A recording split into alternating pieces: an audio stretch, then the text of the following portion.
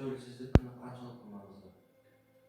Мен үшін тәуелсіздік күні үлкен бір оқиға, себебі осы тәуелсіздігімізді алу үшін қаншама біздің аға әпкелеріміз өздерінің жандарын қиған және тәуелсіздік үшін жанын пида қылған. Сондықтан бұл тәуелсіздігімізді мақтануымыз керекпіз. Тәуелсіздігімізді дәріптеп, бұдан әрі жалғастырып дамытуымыз керек. Елдің болашағы, халқымыздың болашағы, сіздер секілді жастар үшін жұмыс жасап қызмет атқаруымыз керек.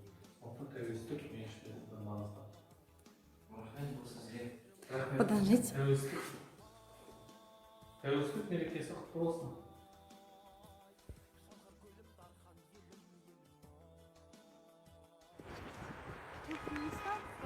Турция. Ага, хорошо.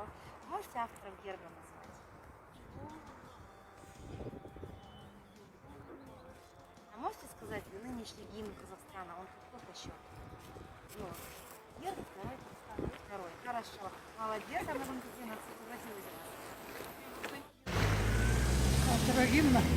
Ну, один из авторов гимна Назарбаев, а второго... Ага, помните, в каком году Казахстан независимость получил? Ну, в каком? 90? 91-м. 91, молодец. А скажите, в этом году сколько лет на чемпионате? 30. Хорошо, спасибо большое. Вот Айдана, ученица, дарите. Господи, это вам мы шоколадка, ага. Да съешь сама. Нет, держите, это вам. Авторы не сбег? Да.